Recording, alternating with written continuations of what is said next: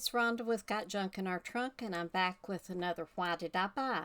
Today it's about vintage Halloween, in particular things that probably I saw and others of you saw back in the 60s and 70s. These are the type of things that we used to put on our doors, our walls. We would decorate schoolrooms and things like that. A lot of these are Beastle brand. It's Beistle. And you will see these commonly hung from like ceilings and things like that in some of the old photos of the gymnasiums and things like that in school because they're two-sided. This side is flocked, and then this side is just kind of a matte finish on it. But these usually, this looks like it's probably about, I guess, about 16 inches.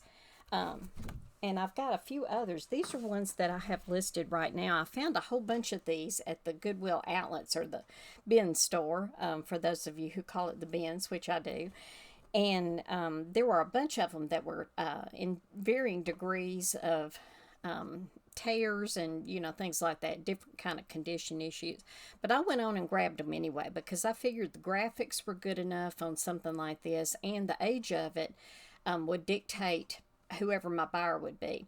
I had a lady that bought, I think, about 5 or 6 of these that I had listed, and I had like a dime a piece in them or something like that. It wasn't very much. My bins doesn't charge by the pound unless it's clothing or sheets or something like that, any type of material goods.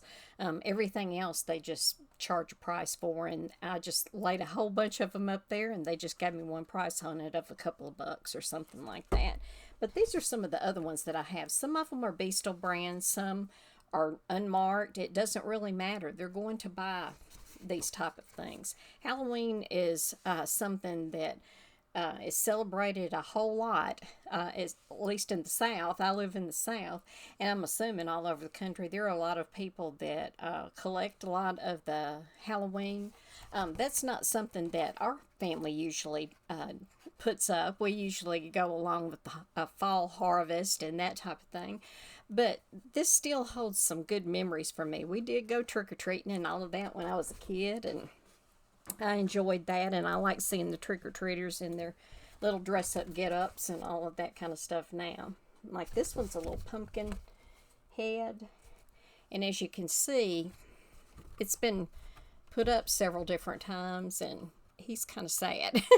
But I just disclose all of that in my listings, and people don't really care. They want to buy something that they saw on their wall all of those years ago. This was one that was very popular. We always had one that looked like this.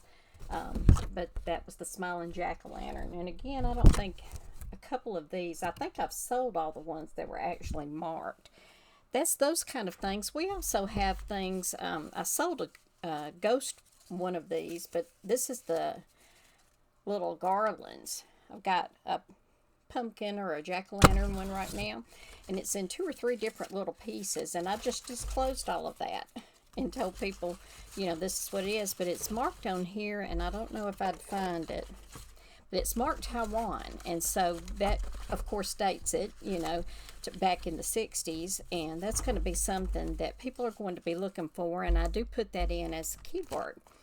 Also, I sell quite a few. Now, people are buying even the newer ones of the McDonald's buckets and things like that. The Happy Meals come in. They've done those again, so you have to be really careful to make sure that if you say it's vintage, it truly is vintage, because they're redoing these. But this one's marked. You won't be able to see it probably. I don't know, you might. But it's marked Norfolk. And I can't even see it, but hopefully you can. But I sell these type of things quite often. Anytime that I can get something that's figural like this, or something that I remember taking out trick-or-treating or whatever, I'm in the business of duplicating memories, and there's a lot of people that sell all different things on eBay, Etsy, Mercari, Poshmark, wherever. But my focus, because I do have the background in estate sales and I do have a love of the history of things, I tend to go back to what did I use during the 60s. I was born in 1960, and dating myself a little bit here. And so anytime that I see something, it brings up a memory to me. So I know it's going to bring up a memory to somebody else. So I buy things now at yard sales, estate sales in particular, and things like that. Even on the first day, a lot of times I can get a really good deal on something because not all of these items sell really high, and they're not a priority list for a lot of the estate companies that are down here. So I go in and I snatch those things up because I know that somebody's going to be like me and they're going to want to duplicate their childhood. And so that's what I'm in the business of, is saying, yeah, I can go find that, and then I put it in my eBay store. One other thing that we had, because we wanted to scare away all of the bad goblins and all of the bad spooks, we had the little noise makers. This one happens to be a hula dancer. These are used as party favors and things like that. But we took them and we would stand at the door, and as soon as somebody would answer the door, we'd do the trick or treat. But this is how we got them to the door. We didn't ring the doorbell or anything. We used our noise makers. This particular one, let me grab my glasses because I'm old, like I said. It's Kershaw. I don't know. Let's see if you can see that. Right there on the edge. And it's going to list, this one's called Life of the Party Products, is who put this out. Made in USA, it's going to have that on there. Or Made in Taiwan, again. I've really got to work on my lighting. But these are really cute. This is a litho. It's a certain type of process where they put the pictures on here, and of course you see how long this has lasted. This is at least since the 60s.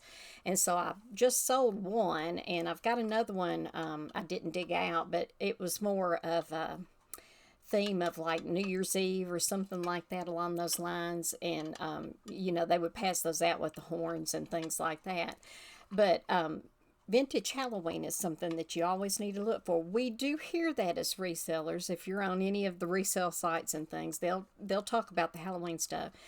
But more often than not, people are gearing their looking and they're purchasing and thinking about listing on eBay the things that are the animatronics or something like that. But these little things will sell.